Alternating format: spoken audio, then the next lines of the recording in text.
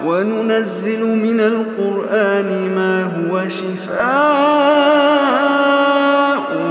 ورحمة للمؤمنين ولا يزيد الظالمين إلا خسارا.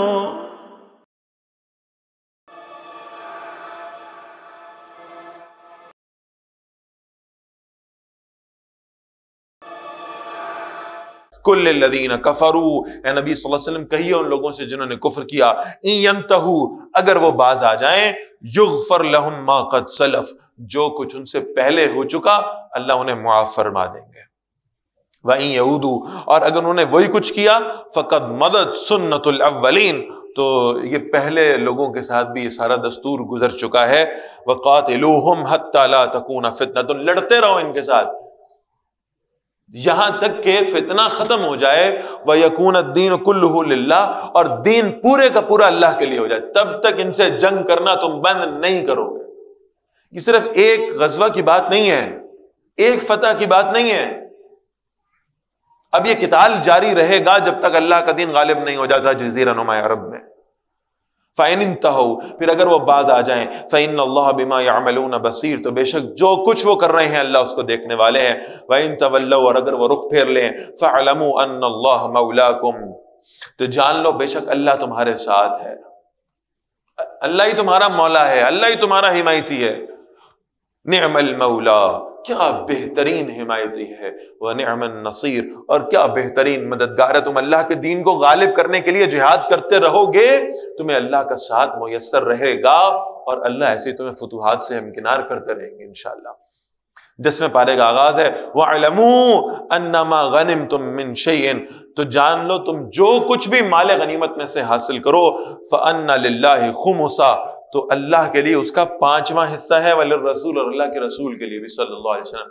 مال غنیمت کی تقسیم کا فارمولا اللہ نے بتا دیا ہے، 5واں حصہ وہ اللہ اور اللہ کے رسول کے لیے صلی اللہ علیہ وسلم، وَلِذِي الْقُرْبَى، اور آپ صلی اللہ علیہ وسلم کے رشتہ داروں کے لیے، وَالْيَتَامَى، اور یتیموں کے لیے، وَالْمَسَاكِينَ، اور مسکینوں کے لیے، وَابْنِ السَّبِيلِ، اور مسافروں کے لیے، إِن كُنتُمْ آمَنتُم بِاللَّهِ، اگر تم ایمان رکھتے ہو اللہ پر، وَمَا أَنزَلْنَا عَلَىٰ عَبْدِنَا، اور اس پر جو ہم نے اپنے بندے کی طرف نازل کیا ہے، یوم الفرقان، فیصلے کے دن، یعنی غزوہ بدر کے روز، یوم التقى الجمعان، جس دن یہ دو لشکر مد مقابل ہوئے، واللہ علی کل شیء قدیر، اور اللہ ہر چیز پر پوری قدرت رکھنے والے ہیں۔ اذ انتم بالعدوۃ الدنیا، جب تم وادی کے اس قریبی کنارے پر تھے، وہم بالعدوۃ القصویٰ، اور وہ مشرکین اس وادی کے دور والے کنارے پر تھے، والرکب اسفل منکم، اور قافلہ تم سے نیچے کی طرف تھا، ولو تواعدتم، اگر تم یہ وقت طے کر لیتے، لاختلفتم فی المیعاد، تو وقت مقرر میں تم اختلاف ضرور کرتے، وَلَكِنْ لِيَقْضِيَ اللَّهُ أَمْرًا كَانَ مَفْعُولًا، لیکن جنگ اس لیے ہوئی تاکہ اللہ اس کام کو پورا کر دے جو اللہ نے کرنا تھا۔ یعنی کیسی اللہ تعالیٰ کی خوبصورت پلاننگ تھی کہ حضرت ابو سفیان رضی اللہ تعالیٰ عنہ والا جو تجارتی قافلہ تھا، جس کو بچانے کے لیے ابو جہل آیا تھا، وہ تو بچ کے نکل گیا، اور اللہ تعالیٰ نے وہ ٹائم ڈفرنس ایسے کریٹ کیا کہ اگر ابو جہل اور اس کے لشکر والوں کو یہ معلوم پڑ جاتا کہ وہ قافلہ تو سیو ہو گیا، جس کو بچانے کے لیے ہم آئے تھے، تو یہ وہاں سے واپس چلے جاتے۔ اللہ چاہ رہے تھے کہ یہ لڑائی ہو، اور ہو بھی اس جنگی لشکر کے ساتھ مسلمانوں، لہذا فرمایا لِيَهْلِكَ مَنْ هَلَكَ عَنْ بَيِّنَةٍ، تاکہ ہلاک ہو جسے ہلاک ہونا ہے دلیل کے ساتھ، وَيَحْيَى مَنْ حَيَّ عَنْ بَيِّنَةٍ، اور جسے زندہ رہنا ہے دلیل کے ساتھ زندہ رہے، وَإِنَّ اللَّهَ لَسَمِيعٌ عَلِيمٌ، اور بے شک اللہ خوب سننے والا اور خوب جاننے والا ہے۔ اِذْ يُرِيكَهُمُ اللَّهُ فِي مَنَامِكَ قَلِيلًا، اے نبی صلی اللہ علیہ وسلم، جب آپ کو اللہ تعالیٰ وہ کافر دکھا رہا تھا آپ کے خواب میں کم کر کے، وَلَوْ أَرَاكَهُمْ كَثِيرًا، اگر وہ آپ کو زیادہ کر کے دکھا دیتا، لَفَشِلْتُمْ، تو اے مسلمانوں تم لوگ ہمت ہار جاتے، وَلَا تَنَازَعْتُمْ فِي الْأَمْرِ، اور تم آپس میں جھگڑا کرتے جنگ کے معاملے میں، وَلَكِنَّ اللَّهَ سَلَّمَ، لیکن اللہ نے بچا لیا، إِنَّهُ عَلِيمٌ بِذَاتِ الصُّدُورِ، بے شک وہ سینوں کی بات کو خوب جاننے والا ہے۔ وَإِذْ يُرِيكُمُوهُمْ، اور جب وہ تمہیں دکھا رہا تھا، إِذِ الْتَقَيْتُمْ فِي أَعْيُنِكُمْ قَلِيلًا، ان کافروں کو تمہاری آنکھوں میں کم کر کے، جب تم آپس میں ایک دوسرے کے سامنے آ گئے ہو میدان میں، وَيُقَلِّلُكُمْ فِي أَعْيُنِهِمْ، اور وہ تمہیں بھی کم کر کے دکھا رہا تھا ان کی آنکھوں میں. یعنی یہ کیسی بات ہے. محسوس ہوتا ہے شاید ایسا ہونا چاہیے تھا کہ مسلمان انہیں زیادہ نظر آتے اور کافر یہ مسلمانوں کی آنکھوں میں کم کر کے دکھائے جاتے. اللہ فرما رہے ہیں ہم نے کفار کو تمہاری آنکھوں میں کم کر کے دکھایا تاکہ تم گھبرا نہ جاؤ، اور ہم نے تمہیں ان کی نگاہوں میں کم کر کے دکھایا تاکہ وہ اوور کانفیڈنٹ ہو جائیں. Over confident. اور اس اوور کانفیڈنس کا کے مظاہر آپ کو نظر آئیں گے کہ بدر سے ایک رات پہلے جب رسول اللہ صلی اللہ علیہ وسلم اپنے خیمے میں رو رو کر اللہ سے دعائیں مانگ رہے تھے، اس وقت ابو جہل پارٹی کر رہا تھا. اونٹ ذبح کرائے ہیں اس نے، اونٹ، پورے لشکر کو کھانا کھلایا ہے. وہ جیسے فوج میں وہ گولڈن نائٹ سیلیبریٹ کی جاتی ہے نا، کل فتح کا دن ہے، آج آخری رات ہے، آج جو ہے نا وہ جشن منا. اس نے کہا بس ایک جشن ہم آج منائیں گے اور ایک جشن ہم کل رات منائیں گے، اس لیے کہ کل شام سے پہلے پہلے ہم اسلام کو دنیا سے ختم کر چکے. اتنا اوور کانفیڈنس دیا اللہ نے. انہوں نے مسلمانوں کو سیریسلی لیا ہی نہیں، تھوڑے سے یہ کیا کر لیں گے. وہی اوور کانفیڈنس ہے جو امریکہ کو مروا گیا تھا. یہ چند ایک درویش لوگ ہیں، ہتھیار اسباب ان کے پاس کچھ نہیں ہے، کیا کر لیں گے، یہ پہاڑوں پہ لاٹھیاں پکڑ کے چلنے والے ہیں. اور پھر بہرحال جو کچھ انہوں نے کیا ہے وہ دنیا کے سامنے.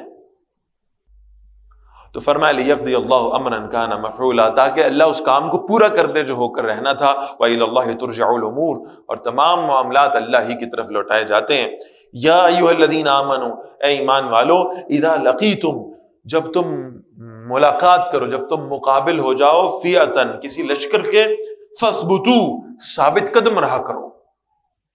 واذکروا اللہ کثیرا لعلکم تفلحون، اور اللہ کا کثرت سے ذکر کیا کرو تاکہ تم کامیاب ہو جاؤ. یہ بات ہم پہلے بھی دیکھا ہے، میدان جنگ میں بھی، کفار کے سامنے بھی آپ کے پاس ہتھیار و اسباب بہترین موجود ہوں، تب بھی اس میدان جنگ میں ثابت قدمی عطا کرنے والی شے ذکر اللہ ہے. اس جنگ کے میدان میں بھی تمہاری زبانیں اللہ کے ذکر سے تر رہنی چاہیے. وَأَطِيعُوا اللَّهَ وَرَسُولَهُ، اور اللہ اور اس کے رسول صلی اللہ علیہ وسلم کی اطاعت کرو. وَلَا تَنَازَعُوا، اور آپس میں نہ جھگڑو، فَتَفْشَلُوا، ورنہ تم کم ہمت ہو جاؤ گے، وَتَذْهَبَ رِيحُكُمْ، اور تمہاری ہوا اکھڑ جائے گی. وَاصْبِرُوا، صبر کرو، إِنَّ اللَّهَ مَعَ الصَّابِرِينَ، بے شک اللہ صبر کرنے والوں کے ساتھ ہے. وَلَا تَكُونُوا كَالَّذِينَ خَرَجُوا مِن دِيَارِهِمْ بَطَرًا، اور ان کی طرح نہ ہو جاؤ جو اپنے گھروں سے اکڑتے ہوئے نکلے. ابو جہل اور اس کے ساتھی. وَرِيَاءَ النَّاسِ، اور لوگوں کو دکھاتے ہوئے. وَيَصُدُّونَ عَن سَبِيلِ اللَّهِ، اور وہ اللہ کے راستے سے روکتے تھے. وَاللَّهُ بِمَا يَعْمَلُونَ مُحِيطٌ، اور جو کچھ وہ کر رہے تھے اللہ اس کا احاطہ کرنے والا تھا. اتنا تکبر تھا اس شخص میں، ابو جہل میں. اللہ نے 2 بچوں کے ذریعے سے اس کو زخمی کرایا، اس کی اکڑ توڑنے کے لیے، اور وہ اکڑ تب بھی نہیں ٹوٹی. بدر کی جنگ ختم ہوئی، اللہ کے رسول صلی اللہ علیہ وسلم نے پوچھا ابو جہل کا کوئی خبر تو لے کر آئے، کہاں ہے؟ لوگوں نے کہا کہ زخمی ہوا تھا، پتہ نہیں مر گیا ہے کہ ابھی سانسیں چل رہی ہیں. رسول اللہ صلی اللہ علیہ وسلم کی حکمت عملی پہ میں قربان جاؤں، عبداللہ بن مسعود رضی اللہ تعالیٰ عنہ کو بھیجا. حضرت علی موجود تھے رضی اللہ تعالیٰ عنہ، سیدنا صدیق اکبر موجود تھے، حضرت عمر موجود تھے، کسی کو بھیج دیتے. عبداللہ بن مسعود رضی اللہ تعالیٰ عنہ کو بھیجا. حضرت عبداللہ بن مسعود رضی اللہ تعالیٰ عنہ کا قد چھوٹا تھا، سانولا رنگ تھا، لیکن اس چھوٹے قد کے اور سانولے رنگ کے شخص کو اللہ نے دین کی اتنی سمجھ عطا فرمائی تھی کہ میں ایک جملے میں بات ختم کرتا ہوں کہ آج یہ جو 4 اماموں کی فقہ موجود ہے نا، اس کے سارے بنیادی اصول انہوں نے اخذ کیے ہیں تو عبداللہ بن مسعود سے لیے رضی اللہ تعالیٰ. اللہ نے اتنا دین کا کام لیا ہم سے، اتنی دین کی سمجھ عطا کی ہے۔ عبداللہ بن مسعود رضی اللہ تعالیٰ ڈھونڈتے ڈھونڈتے چلے گئے، پہنچے ابو جہل کے جسم تک، سانسیں چل رہی تھی۔ دور سے دیکھ کے کہنے لگا آپ اس شخص کے تکبر کا اندازہ لگائیں۔ ہمارے اسلاف نے کتابوں میں لکھا ہے یہ اس امت کا فرعون تھا۔ میں یہ عرض کرتا ہوں کہ جو حضرت موسیٰ علیہ السلام والا فرعون تھا نا، اس کو بھی جب پانی میں غوطے آئے تھے تو اس نے کہا تھا میں آمنت برب موسیٰ و ہارون، میں موسیٰ اور ہارون کے رب پہ ایمان لاتا ہوں۔ اس ابو جہل کا معاملہ یہ ہے کہ زخمی ہے اور جسم سے خون بہ رہا ہے، ذوف طاری ہے، موت کا یقین ہے۔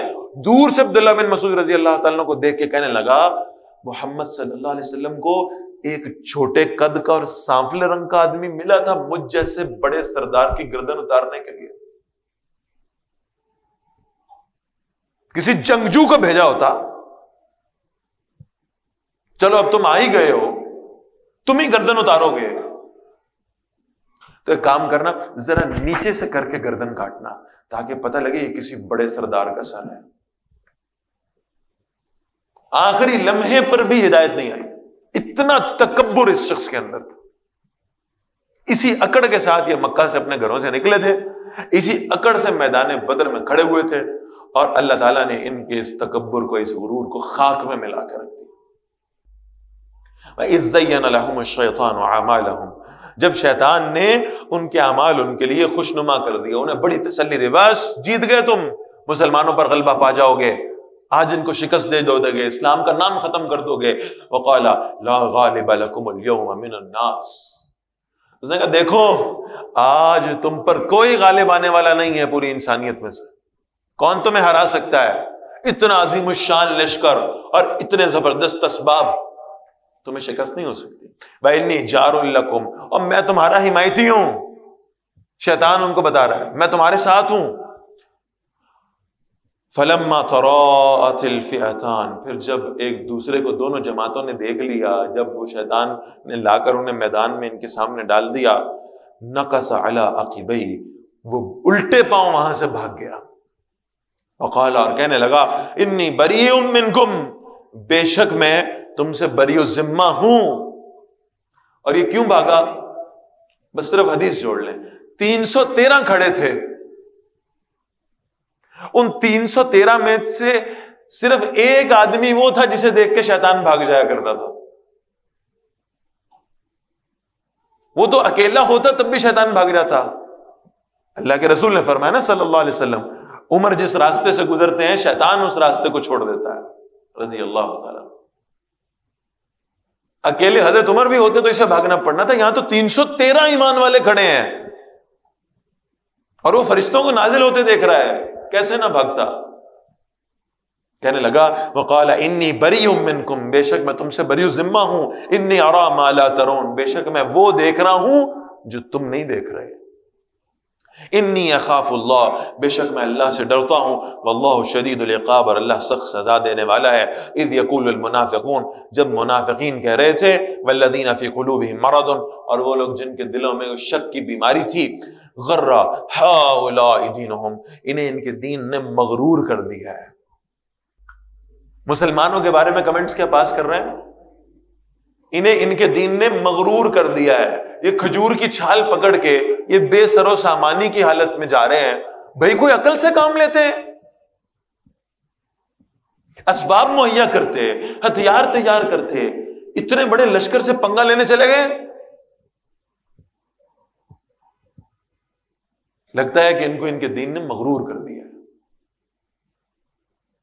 یہ ذہن میں رکھیے گا کہ جب انسان اللہ کے دین کی محبت میں گرفتار ہو کر خالصتاً اللہ پہ توکل کرنے والا ہو، تو یہ جو زیادہ عقل مند لوگ ہیں نا اور عقل کی پیروی کرنے والے ہیں، ان کے لیے ان کا یہ فیصلہ جنون پر مبنی ہوتا ہے۔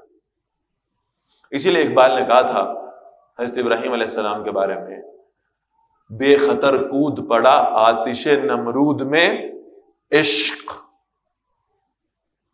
عقل ہے محو تماشائے لبے بام، عقل پریشان بیٹھی ہے، عقل مند پریشان بیٹھے ہیں۔ یہ کون ہے بے سر و سامان سے مجاہد، جن کے پاس نہ کھانے کو کچھ ہے نہ پینے کو کچھ ہے، روزے دار ہیں، بھوکے پیاسے ہیں، ذوف ہے، نقاہت ہے، تلواریں کوئی نہیں، ہتھیار کوئی نہیں، گھوڑے اونٹ کوئی نہیں، اور یہ جا کر اتنے بڑے لشکر سے جنگ کر رہے ہیں۔ وہ ہمارے ہاں بھی کچھ دانشور پائے جاتے تھے، آج کل وہ دانشوری تو ابھی بھی جھاڑتے ہیں، لیکن اس پہ گفتگو نہیں کرتے جس پہ اس زمانے میں کیا کرتے تھے۔ کہتے تھے یہ کون ہے بے سر و سامان سے لوگ 27 ملکوں کی فوجوں سے لڑنے کے لیے نکلے، ان کی تو ہڈیاں بھی نہیں ملیں گی، یہ تو ختم ہو جائیں گے۔ لیکن بہرحال یہ وہ محبت ہے اللہ کی، اللہ کے رسول کی صلی اللہ علیہ وسلم، اللہ کے دین کی محبت، جو پھر ان بے سر و سامان لوگوں کو بھی میدان میں اپنا سب کچھ قربان کرنے پر راغب کر دیتی ہے۔ فرمایا وَمَن يَتَوَكَّلْ عَلَى اللَّهِ، یہ غرور نہیں ہے، توکل ہے، توکل اللہ کی ذات پر، جسے منافق غرور کہہ رہے ہیں۔ وَمَن يَتَوَكَّلْ عَلَى اللَّهِ، اور جو اللہ پر بھروسہ کرتا ہے، فَإِنَّ اللَّهَ عَزِيزٌ حَكِيمٌ، تو بے شک اللہ زبردست اور کمال حکمت والا ہے۔ وَلَوْ تَرَىٰ اذ يتوفى الذين كفروا الملائكة، کاش تم دیکھو جب ان لوگوں کی، ان کفر کرنے والوں کی فرشتے جان نکالتے ہیں، یضربون وجوہہم وادبارہم، وہ ان کے چہروں پر اور ان کی پیٹھوں پر مارتے ہیں، وذوقوا عذاب الحریق، اور انہیں کہتے ہیں چکھو اب جلنے کا عذاب، ذالک بما قدمت ایدیکم، یہ بدلہ ہے اس کا جو تمہارے ہاتھوں نے آگے بھیجا، وان اللہ لیس بالظلام للعبید، اور بے شک اللہ اپنے بندوں پر ذرا برابر ظلم کرنے والا نہیں ہے، کداب آل فرعون، جیسے روش تھی فرعونیوں کی، والذین من قبلہم، اور ان لوگوں کی جو ان سے پہلے تھے، کفروا بآیات اللہ، انہوں نے اللہ کی آیات کا انکار کیا، فاخذہم اللہ بذنوبہم، پھر اللہ نے انہیں ان کے گناہوں کی وجہ سے پکڑ لیا، ان اللہ قوی شدید العقاب، بے شک اللہ بہت سخت طاقتور اور سخت سزا دینے والا ہے۔ ذالک بان اللہ لم یکن مغیرا نعمتا انعمها علی قوم، یہ اس لیے کہ بے شک اللہ کسی نعمت کو بدلتا نہیں ہے جب وہ کسی قوم کو وہ نعمت عطا فرما دے، حتی یغیروا ما بانفسہم، یہاں تک کہ وہ خود اپنے آپ کو بدل ڈالیں۔ وَأَنَّ اللَّهَ سَمِيعٌ عَلِيمٌ، اور بے شک اللہ خوب سننے والا اور خوب جاننے والا ہے۔ کداب آل فرعون، جیسے فرعونیوں کا طریقہ تھا، والذین من قبلہم، اور ان کا جو ان سے پہلے تھے، کذبوا بآیات ربہم، انہوں نے اپنے رب کی آیات کو جھٹلایا، فأہلکناہم بذنوبہم، ہم نے انہیں ان کے گناہوں کی وجہ سے ہلاک کر دیا، وأغرقنا آل فرعون، اور ہم نے فرعونیوں کو غرق کر دیا، وَكُلٌّ كَانُوا ظَالِمِينَ، اور وہ سب کے سب ظلم کرنے والے تھے۔ إِنَّ شَرَّ الدَّوَّابِّ عِندَ اللَّهِ الَّذِينَ كَفَرُوا، بے شک اللہ کے نزدیک جانداروں میں، اللہ کی مخلوقات میں سب سے بدترین لوگ وہ ہیں جو کفر کرنے والے ہیں۔ فَهُمْ لَا يُؤْمِنُونَ، سو وہ ایمان نہیں لا رہے۔ الَّذِينَ عَاهَدتَّ مِنْهُمْ، وہ لوگ اے نبی صلی اللہ علیہ وسلم جنہوں نے آپ سے معاہدہ کیا تھا، ثُمَّ يَنْقُضُونَ عَهْدَهُمْ فِي كُلِّ مَرَّةٍ، پھر وہ اپنا عہد ہر مرتبہ توڑ دیتے ہیں، وَهُمْ لَا يَتَّقُونَ، اور وہ اللہ سے ڈرتے نہیں ہیں۔ فَإِمَّا تَثْقَفَنَّهُمْ فِي الْحَرْبِ، اور اے نبی صلی اللہ علیہ وسلم اگر آپ انہیں کہیں میدان جنگ میں پا لیں نا، یہ جو معاہدے توڑنے والے ہیں، یہ جو آپ کے دشمنوں کے ساتھ دوستیاں کرنے والے ہیں، اگر آپ انہیں میدان جنگ میں پکڑ لیں، فَشَرِّدْ بِهِمْ مَنْ خَلْفَهُمْ، تو ان پر کاری ضرب کے ساتھ ان کو تتر بتر کر دیں، اور جو ان کے پیچھے ہیں انہیں بھی، لَعَلَّهُمْ يَذَّكَّرُونَ، تاکہ وہ نصیحت حاصل کریں۔ وَإِمَّا تَخَافَنَّ مِنْ قَوْمٍ خِيَانَةً، اور اگر اے نبی صلی اللہ علیہ وسلم آپ کسی قوم سے خیانت کا اندیشہ محسوس کریں، فَانبِذْ إِلَيْهِمْ عَلَى سَوَاءٍ، ان کا عہد ان کی طرف پھینک دیں برابری کی بنیاد پہ۔ ان اللہ لا يحب الخائنین، بے شک اللہ خیانت کرنے والوں کو پسند نہیں فرماتا۔ ولا يحسبن الذين كفروا سبقوا، یہ جو واپس گئے ہیں نا بدر سے زندہ بچ کے، یہ کافر خیال نہ کریں کہ وہ بچ گئے ہیں۔ انہم لا يعجزون، اللہ کو بے بس نہیں کر سکتے، عاجز نہیں کر سکتے، ان کے پاس مہلت ہے کہ واپس لوٹ آئیں، ان کے پاس مہلت ہے کہ ایمان لیں، اگر ایسا نہیں کریں گے تو اللہ کے عذاب سے بچ نہیں پائیں گے۔ وَأَعِدُّوا لَهُم مَّا اسْتَطَعْتُم مِّن قُوَّةٍ، اب اصول بتا دیا اہل ایمان کو، اے مسلمانوں تیاری کرو ان سے لڑنے کی، جتنی قوت کے ساتھ تم تیاری کر سکتے ہو۔ بعض اوقات توکل کا مفہوم ہم یہ لیتے ہیں کہ بس ہمیں خالی ہاتھ چلے جانا ہے، بھئی جتنے اسباب مہیا ہو سکتے ہیں ان اسباب کا اہتمام کرنے میں کوئی حرج نہیں ہے. اسلام میں، دین میں توازن کا راستہ یہ ہے، اسباب کا اہتمام کیا جائے لیکن ان پر توکل نہ ہو، توکل اللہ کی ذات پہ ہو. اسی لیے ذہن میں رکھیں جو میں نے کل عرض کیا تھا کہ وہ جو بدری صحابی جاتے ہوئے کھجور کی چھال توڑ رہا ہے، اس نے بھی خالی ہاتھ جانے کی بجائے مناسب سمجھا ہے کہ کم از کم کوئی شے اس کے ہاتھوں میں موجود ہو جس سے وہ لڑائی کرے. لہذا جو اسباب مہیا ہو سکتے ہیں ان کی تیاری رکھو، اور ہر وقت تمہیں جہاد و قتال کے لیے تیار رہنا چاہیے. ہمیں تو مغربی تہذیب نے وہ رنگ عطا فرما دیا نا کہ اب ہمارا نوجوان تو عید الاضحیٰ کے دن جانور کی قربانی اپنی آنکھوں سے نہیں دیکھ سکتا. بھئی مجھے خون سے خوف آتا ہے. لہذا وہ یعنی سارے مجاہدین اب وہ کمپیوٹر گیمز پہ پیدا ہو رہے ہیں. مسلمانوں کا مزاج یہ نہیں تھا. میں پہلے عرض کر چکا ہوں، نبی صلی اللہ علیہ وسلم نے اپنی سب سے محبوب، سب سے پیاری بیٹی کو حضرت فاطمہ رضی اللہ تعالیٰ عنہ رخصت کرنا تھا. حضرت علی رضی اللہ تعالیٰ سے بلا کر پوچھا گھر کا سامان ہے؟ کہا جی بالکل ہے، جتنا ضرورت کا سامان ہے میرے پاس ہے. کیا ہے بھائی؟ کوئی کراکری موجود ہے، کوئی فرنیچر موجود ہے، کوئی کچن کے اسباب موجود، کیا ہے تمہارے پاس؟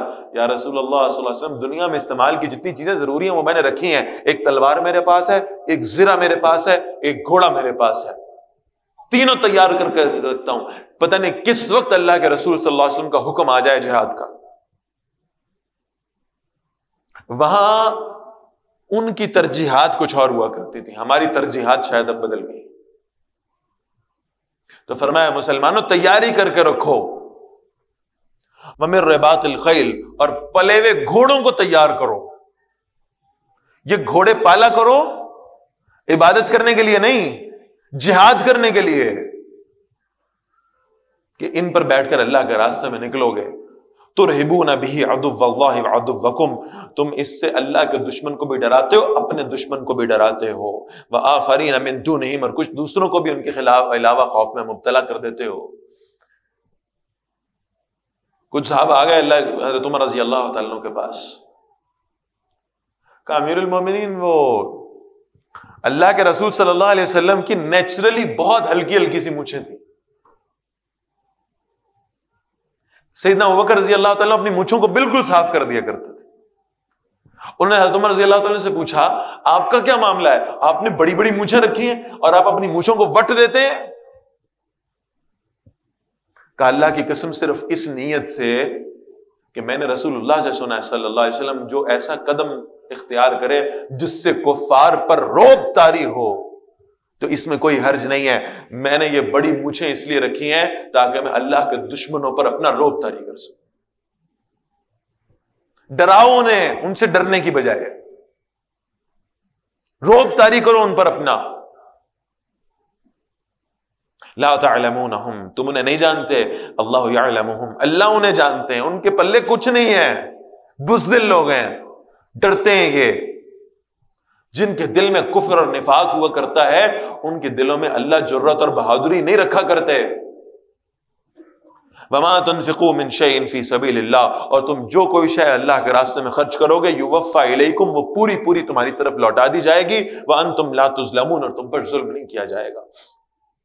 وَإِن جَنَحُوا لِلسَّلْمِ، اور اے نبی صلی اللہ علیہ وسلم اگر یہ کفار صلح کی طرف مائل ہو جائیں فَجْنَحْ لَهَا، آپ بھی اس کی طرف مائل ہو جایا کریے. وَتَوَكَّلْ عَلَى اللَّهِ، اور اللہ پر بھروسہ کیجئے. إِنَّهُ هُوَ السَّمِيعُ الْعَلِيمُ، بے شک وہ خوب سننے والا خوب جاننے والا ہے. وَإِن يُرِيدُوا أَن يَخْدَعُوكَ، اور اگر وہ ارادہ کریں کہ آپ کو دھوکہ دے دیں فَإِنَّ حَسْبَكَ اللَّهُ، اگر آپ نے صلح کر لی اور انہوں نے آپ سے وہ صلح توڑ دی، آپ کو دھوکہ دیا، یاد رکھیے اللہ آپ کے لیے کافی ہے. هو الذی ایدک بنصرہ وبالمؤمنین، وہی ہے جس نے آپ کو اپنی مدد سے قوت عطا فرمائی اور اہل ایمان کو بھی. والف بین قلوبہم، اور اللہ نے ان صحابہ کے دلوں میں الفت پیدا فرما دی. کیسی الفت ہے، کیسا تعلق ہے؟ ایک جانب مہاجر بیٹھے ہیں، ایک جانب انصار بیٹھے ہیں. وہ قریش سے تعلق رکھتے ہیں، یہ اوس و خزرج سے تعلق رکھتے ہیں، انہیں ایک دوسرے کا نام بھی تب پتہ چل رہا ہے جب رسول اللہ صلی اللہ علیہ وسلم کسی کو پکار رہے ہیں، بھائی تم ادھر آؤ، تو معلوم ہوا اچھا اس کا یہ نام ہے۔ اس سے پہلے نام بھی نہیں جانتے، اس سے پہلے کوئی تعلق نہیں ہے، کوئی رشتہ داری نہیں ہے، کوئی محبت نہیں ہے، بس اتنا معلوم ہے کہ یہ مسلمان ہیں، اللہ کے رسول صلی اللہ علیہ وسلم پر ایمان لانے والے۔ آپ صلی اللہ علیہ وسلم ایک مہاجر کو بلاتے ہیں، ایک انصاری کو بلاتے ہیں، دونوں کے ہاتھ پکڑاتے ہیں، ایک دوسرے کے ہاتھوں میں ہاتھ دیتے ہیں اور کہتے ہیں جاؤ آج کے بعد تم دونوں بھائی ہو۔ میں اللہ کی قسم کھا کر کہتا ہوں کوئی بھائی سگے بھائی کے لیے وہ نہیں کر سکتا جو تاریخ انسانی نے دیکھا کہ ایک انصاری نے مہاجر کے لیے کیا ہے۔ کیسی الفت و محبت اللہ نے پیدا فرمائی۔ اس انصاری صحابی نے مہاجر کا ہاتھ پکڑا، لے گیا، بھائی یہ میرا کھیت ہے، آدھا تمہارا ہو گیا، آدھا، یہ میرے پاس مال جمع ہے، آدھا تمہارا، یہ میرا گھر ہے، آدھا تمہارا، یہ میری دکان ہے، آدھی تمہاری، یہ میرا کاروبار ہے، 50% تمہارا۔ اور یہاں تک معاملہ آیا کہ ایک انصاری صحابی نے اپنے مہاجر بھائی کا ہاتھ پکڑا، اپنے گھر لے کر گیا، کہنے لگا میں نے 2 شادیاں کر رکھی ہیں، یہ دونوں میری بیویاں تمہارے سامنے موجود ہیں، اگر مدینہ میں تمہیں کوئی رشتہ دینے پر آمادہ نہیں ہوتا، ان میں سے ایک کو پسند کرو، میں طلاق دیتا ہوں، عدت پوری کے بعد نکاح کر لینا۔ یہ محبت ان کے دلوں میں کس نے پیدا کی تھی؟ یہ محبت الفت جو دین کی بنیاد پر ہے، یہ تو خونی رشتوں میں بھی نہیں ہوتی۔ آپ اخبار کا صفحہ کھول کر دیکھیے روزانہ، جائیداد کے تنازع پہ بھائی نے بھائی کو قتل کر دیا، بیٹے نے ماں کو قتل کر دیا، بیٹے نے باپ کو قتل کر دیا۔ اور یہاں کیا ہو رہا ہے؟ جن کا نام تک بھی چند لمحے پہلے موجود نہیں تھا، ان کے اندر جائیدادیں تقسیم ہو رہی ہیں،